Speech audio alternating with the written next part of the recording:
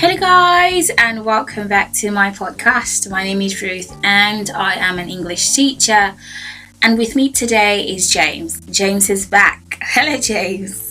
Hello Ruth. Yes, I am so excited to be back. I had an amazing trip and I'll just tell the story another day. Oh, that's so sad because I love stories. I can tell you a story.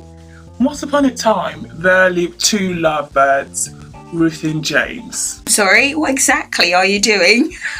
You've got to be kidding me. I'm about to tell a great story of love, I do not know anything. Stop it, James. This is so hilarious right now. Okay, so on today's podcast episode, we're going to be talking about 10 alternatives to saying good. Now, we've, been in situations or had scenarios where you had to use, oh, he's a good boy, it's a good school, it's a good film, good in numerous ways. But what if you just had several alternatives to say something or someone is good without actually saying good all the time? And that is what today's podcast is going to achieve for you. This is greatly going to help you to improve on your English vocabulary and grammar, because you don't want to find yourself repeating certain words over and over again just because you don't know other words to use. And so let's look at more vivid and creative ways to describe people, places and experiences that you enjoy using the word good but with its alternatives, which are really super amazing. So the first one is cool. Now, cool is like more of an American, side to it. I've watched movies where people are like, cool, that's a red house, cool, and stuff like that. So so cool can be used to describe something good. Now, in addition to being used to describe temperature, because something is cool means it's cold, cool can also mean very good or fashionable. For example, you might describe stylish clothes as cool, or a performance by a musician that you really enjoy. Now, it can also be used to express acceptance when someone makes a suggestion. For example, if someone suggests meeting to go to a movie, you could say, cool, I'll see you at 6 p.m. Like awesome. Cool is a popular expression for younger people, and you shouldn't use it in a more formal conversation. I couldn't agree more, because just imagine you're telling your boss at the office, cool, you're a cool guy, yo, what's up? The next thing you're going to see is a notice, your termination, because you shouldn't use cool in very formal conversations. It's just like younger Gen Z. It has Gen Z kind of vibes. Okay, so the next alternative to good is excellent. Now, excellent is used to describe something very good or of a high quality. Almost anything you can describe as good, you can also describe as excellent. It can be used when speaking to friends, family, or co-workers when you want to emphasize that something is not just good or okay, but very good. Now, if someone asks you, how are you? You can respond, excellent. Or similar to, you can also say, for example, if you ask that, about a restaurant or to review a restaurant, you could say, have you been to the new restaurant downtown? The food there is excellent, really. If something is good, it can also be wonderful. Now, wonderful means great or very good. People can be wonderful, experiences can be wonderful, things can be wonderful, and you can also use this in both casual and formal settings. So if you're looking for a word you can use in a casual as well as a formal conversation, this is the word wonderful. For example, you could say, the paintings at the art exhibition last night were wonderful, or I think you like her, she's a wonderful person. Instead of saying good person, you can say wonderful person. So James, are you a wonderful person? Really? When you say really, Ruth, you sound so Irish. I sound so Irish. Now, the next one, I'm so happy I'm taking it, because I remember a movie that I watched called The Athena. I watched it on YouTube, and there was this character in the movie that had a very posh accent, and she would always say, perfect. So the next one is perfect. the way she explained it, it was like, you know, really stressed and really posh. She'd be like, oh, my life, I want my life to be perfect. Perfect, you know. Okay, let's go. So perfect describes something that is flawless or actually matching the need of a particular situation.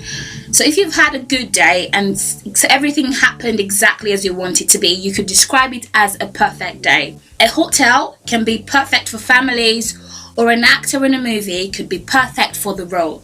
Now, if someone suggests an idea that you like, you can say, that's perfect, or that sounds perfect. Or like the character in the Athena, you can say, oh, I want my life to be perfect. Now, if something is perfect, it can also be fantastic, as well as good. Now, the word fantastic is used to describe something very good or exciting. It can be used in both formal and informal situations. It's a very enthusiastic, positive word. So you can say it with some emphasis or exclamation. For example, if someone asks you about your trip to Thailand, you can say, it was fantastic. Yeah, that's the vibe. Now, the next one is exceptional. Exceptional. Now, exceptional means that someone or something is above average. This adjective has a slightly more formal tone, and it's a good word to use when you want to sound a little more sophisticated. For example, you could say, I think Italy is one of the most beautiful countries in the world. The scenery is exceptional. Something that is good can also be terrific. Terrific means good, very good, or great. Now, you can use it in a way you use good, and it's another very enthusiastic adjective. So only use it if you're describing something you really like a lot. You could describe someone's idea or performance as terrific, such as, I'm very happy with the results. She did a terrific job on this project. However, keep in mind that terrific can also be used to describe something very bad depending on the noun it's paired with. For example, you could talk about a terrific storm or a terrific explosion. Terrific explosion. Okay, let's go on. If something is good, it can also be outstanding.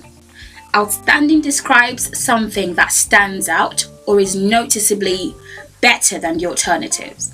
An outstanding book is better than all the other books you've read recently, or an outstanding hotel is one of the nicest hotels you've ever stayed in.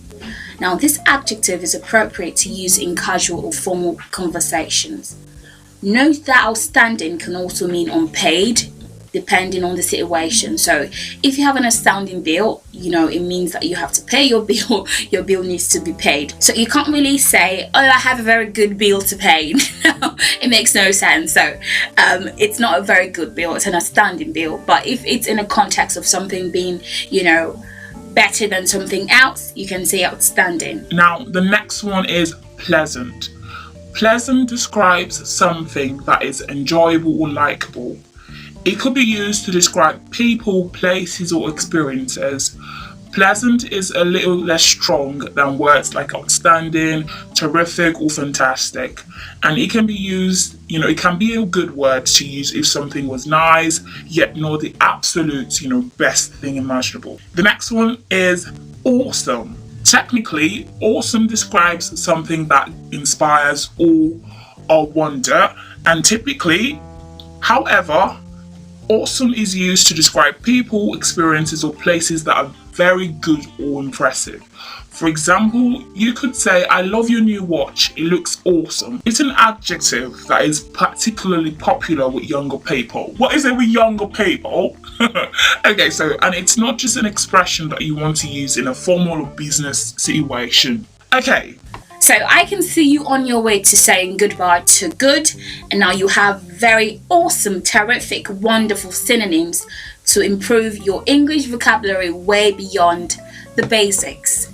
So thank you very much for listening to our podcast, and I wish you a wonderful, splendid, terrific, awesome, amazing, and so on and so forth day ahead of you. Thank you so much. Are you about to close the podcast? I haven't said my goodbyes yet. Really? Where is the gender equality? And that is you sounding Irish. Okay, please say your goodbyes. Okay, I'd like to say goodbye. Make sure you tune in for the next episode. That'll be episode 8. And I'm wishing you a splendid day ahead. Ruth already said everything, so just go. Bye, guys.